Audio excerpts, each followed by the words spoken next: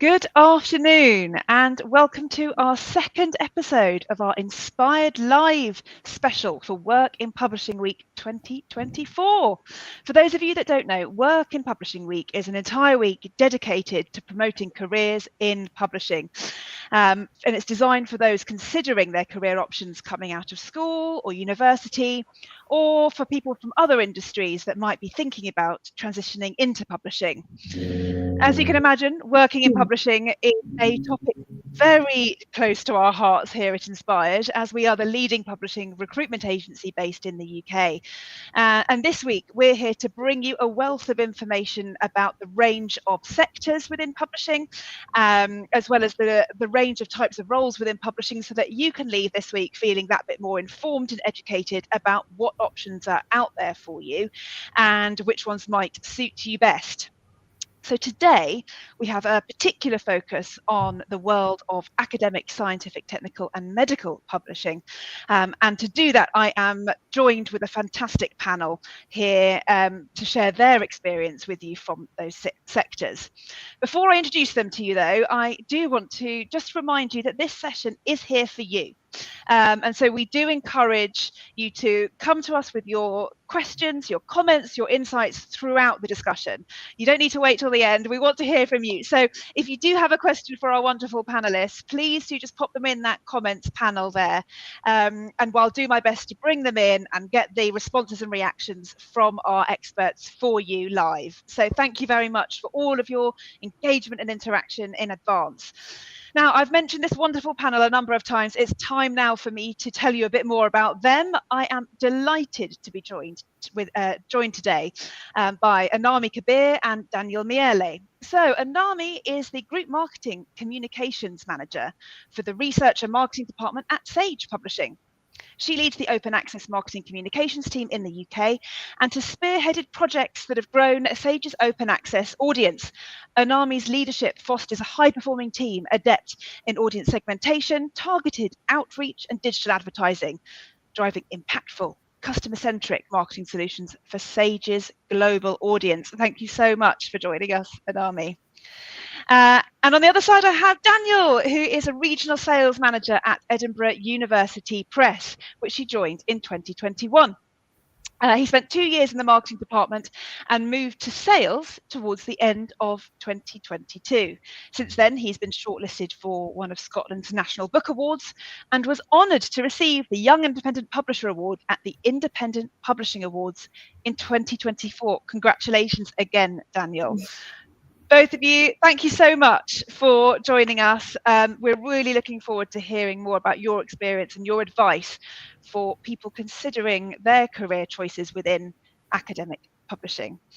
So let's start then with your experience. How did you get into academic publishing? Daniel, want to start? Yeah. It's probably quite a standard way. So I did a English lit degree, publishing masters, and then did some freelance work and worked for a small Scottish trade publisher for about 8 months who I'd freelance for. And the marketing assistant job came up at Edinburgh University Press. And, I knew that they were a prestigious company to work for. And, specifically within the Scottish publishing market, it's not as big, as the rest of the country. So the jobs are quite few and far between. So I just sort of jumped on it and started there in January in 2021. And it wasn't necessarily a conscious choice to get into academic publishing. Okay. But I'm definitely glad that I did take that option. There's just a lot of variety within it. And that's kind of what's made me want to stick around with it, and then obviously move into the sales department quite recently. Wonderful. Thank you so much. Anami, what's your journey into academic publishing? I think for me, it was important to know what I didn't want to do or I didn't want in publishing, and then realize what I really wanted. Prior to working in publishing, I did manage a business magazine for a World Bank affiliated organization, which really inspired me to pursue a full-time career in publishing. And that led me to do a master's degree and get a master's degree in publishing from UCL. And it was a really dynamic program. And the courses were filled with insider experts from Penguin or Springer Nature or Sage, where I'm working at now, and gave me that full insight on the different roles available. And while studying, I jumped into every work experience opportunity possible with the help of Inspired as well. And from literary agencies to smaller publishing companies. And then being a massive reader, like many of us here, I'm sure, I thought trade publishing would be my path, but a pivotal marketing work experience at one of the biggest trade publishers here at the UK showed me that while I loved reading, it was the strategic, academic focused nature of academic publishing or STM journal publishing that was the perfect match for me. Interesting. And one of my first full-time roles in publishing was for academic books, and I quickly became captivated by the unique sector and the audience and the dissemination of information. And then that moved, then I transitioned to academic and STM journals, and managing cutting-edge academic journals and marketing strategies was like the right path for me. And now I spearhead, like you said, various data projects at Sage, and I also lead the UK open access marketing and communications team at Sage, and I'm so proud of my team and the individuals there as well. Oh, wonderful! Thank you so much. Two very different journeys, but really interesting to hear. And you've both touched upon some of the wonderful things about working in academic publishing once you found your way to there. And Daniel talked about the variety, and Anami, you talked about that kind of that closeness to the research itself and how powerful that must feel. What is most exciting then about working in academic publishing? Anami, want to build on some of the things that you've started on there? Yeah, of course. So for me, working in marketing and academic publishing, it's a very competitive, open access academic and research world. And for me specifically, keeping on trend and a step ahead of the latest marketing communications platforms and the targeting strategy is very exciting. And so much of the work that I do is based on continuous improvement of what we are already doing and understanding our key audience in academic publishing so that we can tailor our targeting and also the copy, whether they're early career researchers, doctors, or editorial board members, guest editors for special collections, is pivotal to getting the right research to the right audience. And it's also about connecting the right research, but also getting that quality research from them for our Sage open access journals. And then at Sage, research integrity is central, and it's guided by transparency, openness, and inclusivity. And for me, from a marketing perspective, we focus on quality over quantity. So ensuring submissions meet the highest standards is also very exciting. This helps editors conduct meaningful peer reviews and publish exceptional research across disciplines like oncology, neurology, environmental sciences, and so much more. But most of all, it's the dynamic, ever-evolving, ever-changing field that's fueled by passionate people. And that's what we find in academic publishing, people who really care about what we do and striving to make a difference for the greater good. Absolutely, I can really hear that as you're talking as well. You know that it's wonderful. Thank you. That the mission behind it all. You know, being in a role where you're playing a part of bringing cutting edge research in a cutting edge way to the right people, so that they can go on and change the world in their remit, whether it's medical or in humanities. You know, new knowledge that's coming through. Being part of that must be really exciting. Daniel, how about you?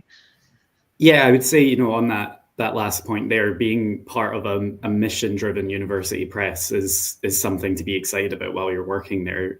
You know, our ethos is we're connecting people and ideas, and as you know, we're a not-for-profit charity publisher, and every bit of money that we get is going back into the company in order to make sure the research that we believe needs to be out there and needs to be read gets put out there. And within humanities and social sciences, it's probably a harder field in some ways to get certain there's some very specific niches within there, and the funding is certainly not to the level that STEM can be. But we as a publisher, it's so exciting seeing these quite unique books that we have and getting to, within the sales team in particular, ensuring that it gets to the right readers through the libraries. And, I'd mentioned variety earlier. One of the benefits of academic publishing and being at a university press is it's not where we get the trade aspect as well as the library aspect. You actually get to get involved in a lot of these. We work closely with our sales reps Compass in the UK to ensure that, once we have a more accessible paperback out, we can make sure, readers and bookshops get access to this research too, because, I think a lot of people underestimate the interest that a general reader might have in what is a highly researched, high quality piece of writing on a specific topic, whether it's from politics to film or to literature. And, I think academic publishing is also a field in which there's a lot of quite cutting edge and new things that come up. And that's also a part of the excitement. Obviously, Anami knows a lot about open access, but that is something that's very, very unique to academic publishing. You don't really get that in trade. And it's something that affects all the publishers. There's a lot of chatter about it, but it's exciting because there's different ways of going about it. And, that's quite an interesting element. And I find it often, it gets a lot of interdepartment work within the company. We have meetings about it and we talk about the best way that marketing could do it and sales could make advantage of it, and editorial and the funding available. Like, there's a lot of really exciting discussions, and you can tell that people are passionate, like we've said already. So that's brilliant. So you're all coming together to think, what's the best way in line with our mission for us to approach this new piece of policy or this new technology, and hearing all the voices come together. I think what I found really interesting in your answer there, Daniel, was the span of the scope and scale of the reader. So on the one hand, you've got this, almost trade, public interest where members of the public can be academic researchers in their own right by getting the, whether it's politics or about climate or all these topics that we're so fascinated by, and we want to feed that knowledge through. And then you've also mentioned, and Anami touched upon this as well, the kind of the real niches that some of these books and journals, in Sage's case, go to, where you've got very specific people looking to discover and fuel their knowledge, maybe professionally, about very specific things. And it's about making an impact where is appropriate in the kind of the relevant scope, and what that person goes on to do with it might be so, or that handful of people go on to do with that research might be so impactful for, their patients or whatever it is, that it must be so rewarding to think that you are helping people's knowledge in the way that they're seeking for it. What do you find that's most rewarding about your particular role, Anami? I think what you just touched upon, the knowledge piece, and at Sage Open Access, our main mission is building bridges to knowledge in the research community. And I'm not a doctor or a scientist, but in my own way, getting the research in the right hands and creating that opportunity for quality research submissions, it helps me empower researchers, librarians, and readers through my marketing work. And I find that so rewarding. And then the open access model that Daniel just touched upon briefly, it also removes that barriers to knowledge, allowing anyone, anywhere to access and share research freely, accelerating that scientific progress. I find that rewarding as well, that specific model. And then, as I mentioned earlier, I love seeing my team grow, and I love leading a team of expert Marcom managers who are so excited daily about managing different areas of marketing and publishing, such as digital ad campaigns or testing strategy, and then curating expert author resources and creating newsletters for editorial review board members. So my team's enthusiasm and their adaptability in this ever-changing landscape really inspires me every day. And then above all, at Sage, it's a truly inclusive and diverse workplace. We're always amplifying diverse voices in the research publications, of course, and I think that's amazing what we do.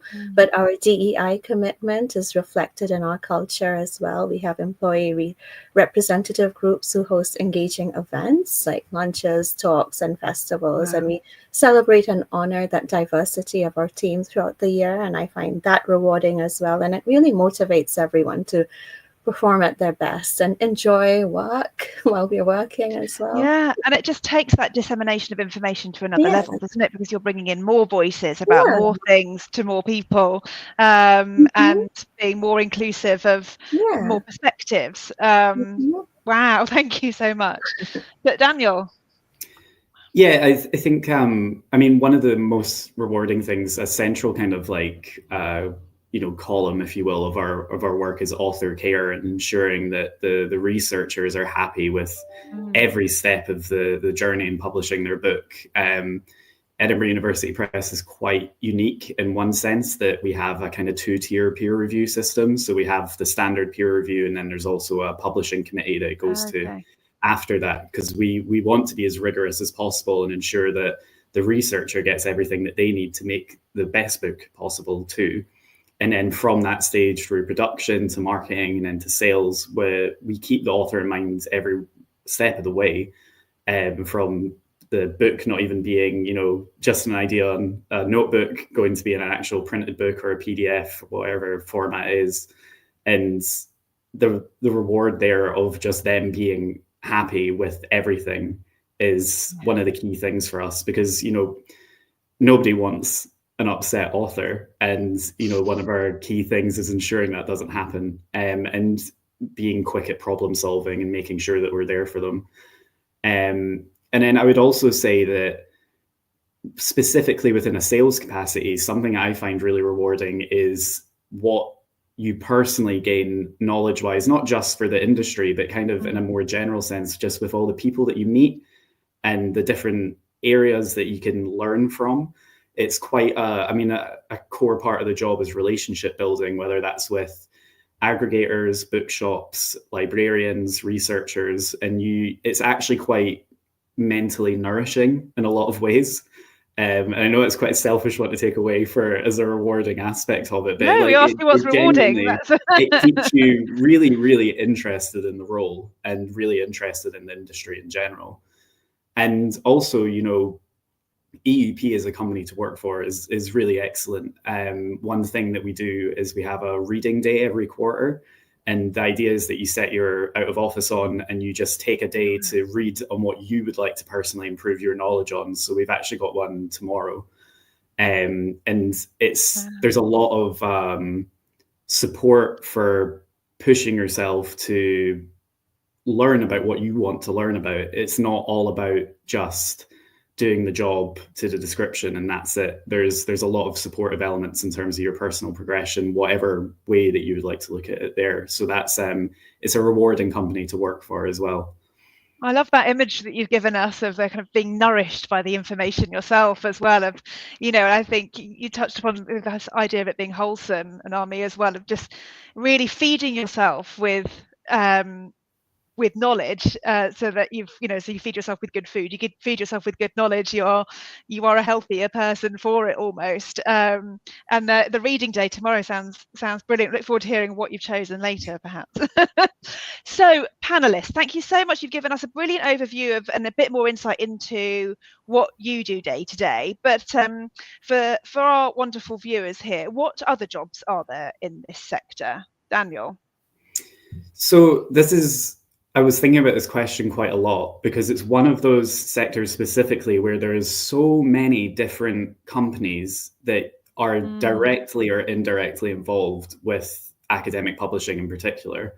that there's so many different entry points. It's not just a publisher that you could get a foot into the door with academic publishing. You know, the first one off the top of my head is an aggregator. So a company who sells digital copies to libraries, basically, you know, ProQuest, JSTOR, EBSCO, De Gruyter, that, you know, some of them are publishers as well, but like that kind of aspect of it is academic publishing. It's a core part to academic publishing, but it's maybe not necessarily what a lot of people would consider when they're looking to get into that. So that's one aspect of it.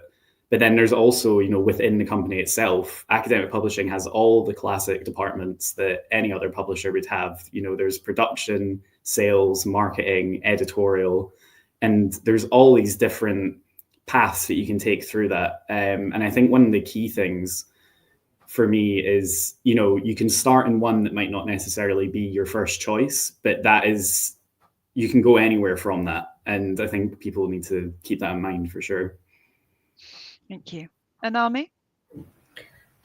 Echoing what Daniel just said, in academic publishing, there's something for everyone, which is amazing.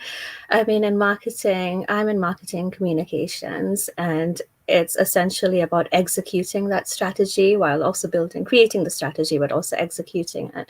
But then there's marketing managers who work closely with editorial, specifically on strategies as well. And then with editorial as well, we have a lot of scientists who work at editorial at Sage because they didn't want that lab career. And that's something to consider as well. Like, you know, we have so many colleagues who've had PhDs as well, or they're currently doing their PhDs, and they really enjoy that academic and research editorial work in publishing. Then, as Daniel mentioned, there's sales, there's IT, there's production, web development. Design is a key team at Sage because we're rebranding as we speak. So that's exciting. So once you're working in academic publishing, there's something for everyone. And in smaller independent publishing companies, of course, it's more hands-on. At bigger organizations like Sage, you'll have lots of opportunities to work with different people and have a squiggly career, like move from different teams and departments. I loved Daniel's story of moving from marketing to sales as well. So. And I think it's so beneficial to make those kind of moves. You bring something with you from your last role or your last department into the next one, and everyone benefits from it. You mentioned the scientists there, and I think that's a really good point. And yesterday, as I said, this is our second episode in our Inspired Live series for Work in Publishing Week, and yesterday's focused on educational publishing. And similarly, interestingly, we touched upon there, that was hosted by Verity Horson, and they touched upon the idea of teachers kind of moving from the classroom into educational publishing. And I think it's just worth really remembering that whatever profession you're in now, there's probably some content about it. There's a book or a journal or something about it, and the publishing industry really welcomes your knowledge and your expertise and your practice in those areas. So thank you for reminding us of that. Are there particular areas in academic and STM, by STM, just as a reminder, I mean scientific, technical, medical publishing, that you think there are kind of skills gaps in? Are we missing certain skills in the sector? Daniel? So I think something that's probably a bit of a skills gap, but it's, you know, everybody's doing quite proactive work towards it, and because it's so new, is things like AI. That is, you know, I'm sure everybody's absolutely heard way too much about it probably over the past couple of years, but it's one of those things where there's an inevitability to it in terms of how it could be applied to streamline a work process or something within your job. And to at least have, you know, a bit of foundational knowledge about that, I would say is quite a good gap to fill for sure. EUP's been really on it in terms of we've had training for AI and how to use it to help us streamline our processes. So that's quite a good skills gap. One that I would say, I'm not necessarily sure it's a gap, but I was thinking just at the end of the last question there, in terms of what people think the type of experience they need is.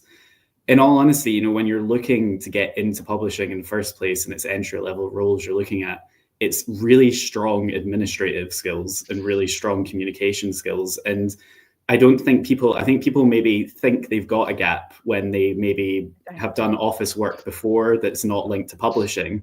But in actual fact, the core skills that you have there are absolutely essential to every job at every level, but especially at entry level within publishing. I think that's a really, really useful point. You don't need to have done it in publishing at all. It's just having some administrative skills, having worked in an office environment, whether that's remote or in an office, but just that, a bit of practice in the world of work can really go a long way. So thank you. Anami, I'm going to come on to you now about skills gaps, but just to remind the audience that we are here for you, and we do encourage your questions as well. If you want to put any in the comments box, we've got time for that. Anami, skills gaps. What do you think? From digital marketing at Sage, or at Sage in general, I think rather than skills gap, we like to call it continuous improvement mindset. Nice. And encouraging everyone to learn more, improve, and that transferable skills as well. From my team specifically, we're becoming more and more data-driven and customer-centric strategies. So having that data literacy is really important, and like really honing that skill. Mm-hmm. At Sage, we do have a Sage Learn platform where there are endless courses for Sage staff to sort of jump in and learn, or even request courses to be added. So that's something that I'm always encouraging my team to take part in. Daniel's already touched on AI because it's a changing technology. It's new for everyone and all publishing companies and the industry in general. And then paper mills is in the news, of course, for open access journals because of a lot of fraudulent activities in the publishing industry. So something that we have at Sage is the Sage Research Integrity Group. That's something so different as well.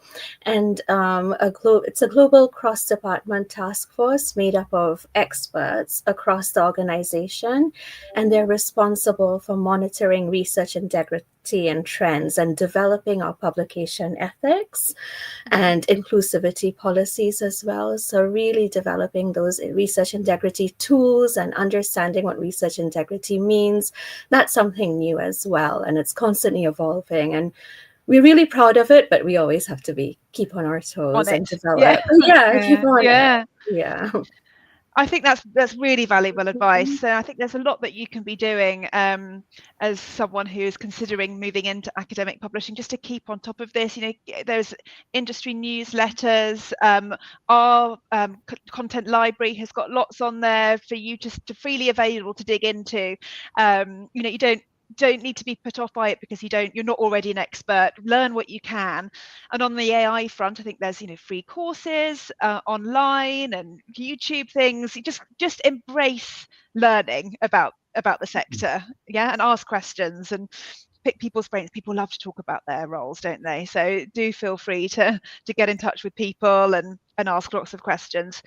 On the topic of advice, then let's stay there for a bit. What's your best piece of advice that you'd give our viewers on how to get into academic publishing, Anami? For me, I know I did a master's from UCL in publishing, but not everyone needs a master's. Like I said, there's so much, there's everything, something for everyone. So I believe there for a few viewers, maybe. Exactly. I think getting that work experience, depending on where you are in your career, whether it's a career change or whether you're starting off in publishing, is so important. And that's why I really value inspired selections as well, because sometimes you need that expert advice to tailor your CV, have your CV on file as well for the right opportunity as well. Reaching out to people on LinkedIn is also amazing, and it's like a game changer. Attending webinars is also helpful, getting that industry insight and expert advice. And then following newsletters like Journalogy or Scholarly Kitchen, that's free. That's always helpful to see what's happening in the industry. For me, having a mentor in the industry really helped, especially as I was growing in my career at different stages of my career. Having a different mentor really built that leadership skill in publishing. But basically, getting our CV together and getting that step in the door is the basics. Brilliant. Daniel?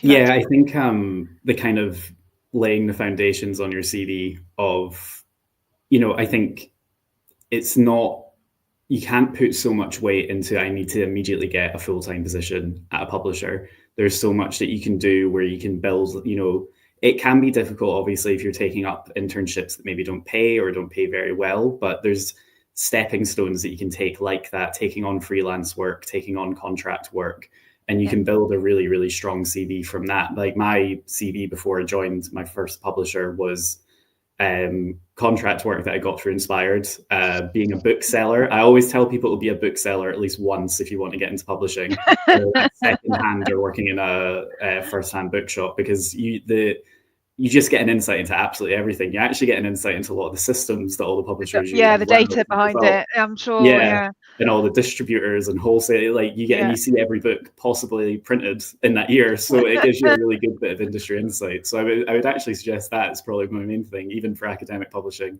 Yeah, great advice. But yeah, kind of building that CV through, it's almost like any means necessary, to be fair. And yeah, I definitely agree with having, if it's academic specifically, getting that industry knowledge kind of under your belt. Subscribing to newsletters, Scholarly Kitchen's a great one that I like. There's lots of podcasts as well. The Charleston Conference has a podcast, which is pretty good, that I can't remember the full name of, but that one's really interesting. And itself was last week, wasn't it? But they've got a more ongoing podcast. They keep it on between the conferences, and it means you can make, when you come to writing a cover letter, you can make a very customized cover letter for that publisher, because you probably gain some insight into what activities that they're up to, and that makes all the difference. Never write a generic cover letter and just send it out to everybody is the main thing there. I wholeheartedly agree. I think, on the cover letter point, and again, we've got tips on our library on our website, but it's all about tailoring in it. And if you don't have the hands-on experience of having worked in an academic publisher before, because you're at that point of your career, that doesn't necessarily mean that prevent you, I should say, from having ideas that you could put into a cover letter by being that sponge that you both have so beautifully talked about, learning from podcasts and newsletters, and thinking about how the experience that you do have from the roles that you have done could be extrapolated and be applicable to the world of academic publishing. And I should say on that, so you've both very kindly mentioned the work that we do here at Inspired. If you are interested in new academic publishing roles, do sign up for the job alerts on our website. It's Alice Bedetti and Rhianna Patmore who lead a lot of the recruitment on the academic publishing side, and they will be very pleased to hear from you. So thank you very much, both of you. CV, work experience, as you say, doesn't need to be permanent. It can be temporary, fixed term contract. Just get involved and get learning. So we have a question from Phoebe, who is currently working as a bookseller and wants to know what skills are most transferable to bring up or focus on in an interview. Thank you, Phoebe. Daniel, I'll pass that to you as you mentioned it. Sure, of course. So it can be role dependent. So for example, when I was applying for the marketing role at EUP, I certainly talked about my book selling experience, because at the end of the day, when the book is on the shelf, that is it marketing itself. And you kind of have this insider knowledge into what people are looking for in that way. And what book buyers, like what attracts them to picking up a book in the first place. And that's the kind of insight that you get as a bookseller. But there's also a lot of stuff in there in terms of just being very organized. The vast majority of your time is going to be working with customers to find a book for them, or to organize the bookshelves and keep everything in, good order. It's really strong administrative skills. And that is so transferable to so many roles within the publishing industry. And then, within being a bookseller, there's a lot of opportunities, for example, to get involved in events at your bookshop. And for any job that's to do with marketing or sales, events experience goes down very, very well. I completely agree. We've hired some absolutely phenomenal booksellers, both into Inspired and as Inspired for other organisations. And I agree, it's the organisation, you touched on customer service there as well.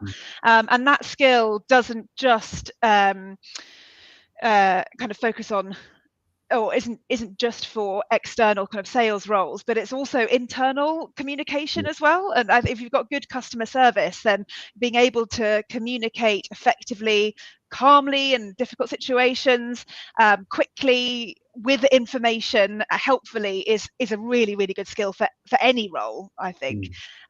We talked about data earlier, and as you said, the systems, just being able to understand data and how that applies to the business as a whole. It doesn't need to be at a really high level, but just understanding that interaction is brilliant. Thank you very much.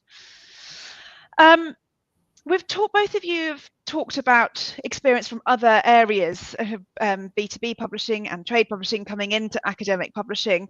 Not necessarily for you personally, but how transferable do you think academic publishing is to then transfer out to other areas of publishing? And is there any advice on people looking to do that? Anami.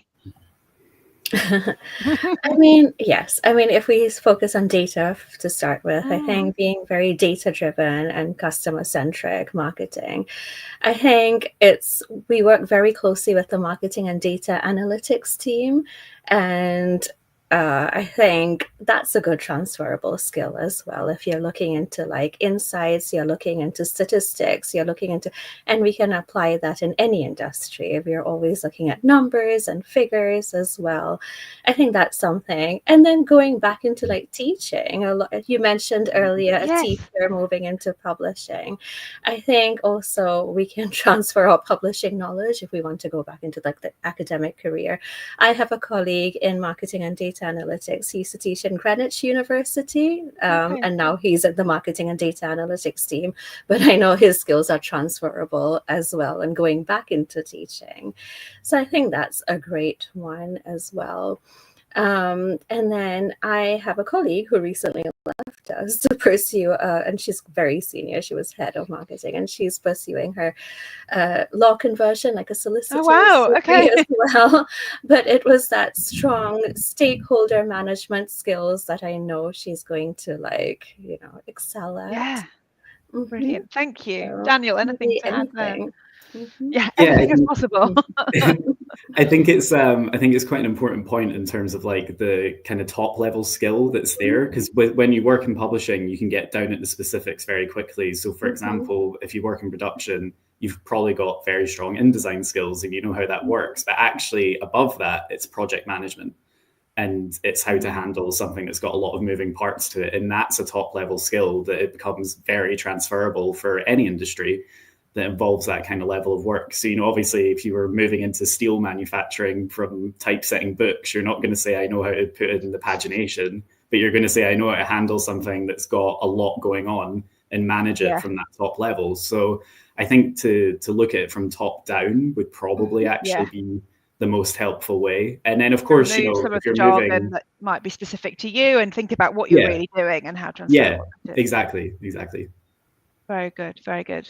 Some of our viewers, perhaps early in their careers, might be concerned that a career in academic publishing might not be for them if they don't have a particularly academic background. What advice would you give them? Daniel, I'll come back to you. You don't need an academic background at all to work in academic publishing. There's plenty of, I think from the biggest one, in editorial, you don't need a degree in the area that you're commissioning for to commission in that area. Commissioning editing is not how it sounds. You're not personally going to be reading through every single page of all of these books. You're looking for what that industry or that subject needs out in the world, and you don't necessarily need a degree to do that. I'm sure it would help, don't get me wrong, but it's definitely doesn't block you out from working in there at all.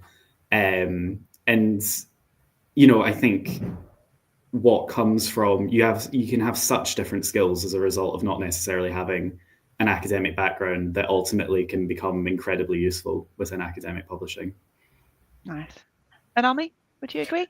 I mean, Daniel answered it beautifully and perfectly, so I won't repeat what he's saying. But then I think having that strong work ethic is so important, because whatever publishing company we join, I mean, there's strong onboarding programs as well. Like at Sage, we have the first 3 months is essentially training for the role at whatever level that they join. So it's a lot of onboarding, a lot of on-the-job learning as well. and being committed to learn and really be passionate about what anyone does is key. Thank you so much. Thank you. We don't have any more questions coming through from the audience, so I'm just going to summarise briefly before we close, because I don't want anyone to miss anything that was discussed there. It was really wonderful. I think from the beginning, you want to get the CV ready, value your own experience, and communicate that well in a CV. Learn about areas that you may not have access to in your own jobs, and bring that into cover letters to show your interest and your passion in the sector. Don't let things like not having a particularly academic background hold you back. Go for it. Get as much experience as you can to show that you can turn up to work, that you have the work ethic. It doesn't necessarily need to be in a related company or organization, just to show that you can work and absorb as much as you can, to then present yourself into the world of academic publishing, where you will have the opportunity to bring more knowledge to the people that need it to make the world better. Sound good? Yeah. So that concludes our conversation today on the world of academic publishing in our Inspired Live session for Work in Publishing Week. Thank you so much to Daniel and Anami for sharing your experience, your thoughts, your comments with us all. It's been truly inspiring. And thank you to the viewers for joining us today and sharing your lunchtime with us. We've loved having you with us. Wouldn't be able to do it without you. And we hope that you've learned some interesting things from it as well, and you can go away feeling that bit more informed and educated about what's out there for you and what you can do to make it happen for yourself. If you have enjoyed today, there's plenty more where this is from, so don't worry. Tomorrow we'll be meeting back here on LinkedIn at 1 o'clock to talk about professional and B2B publishing. Our Associate Director, who leads our professional publishing sector here at Inspired, Esme Richardson, will be hosting at 1 p.m. a terrific panel. She'll be joined by Derek Tong from the Chartered Institute of Personnel and Development and Laura Priest from the International Institute of Strategic Studies. So hope to see lots of you there. And until then, thank you again for joining us. Bye for now.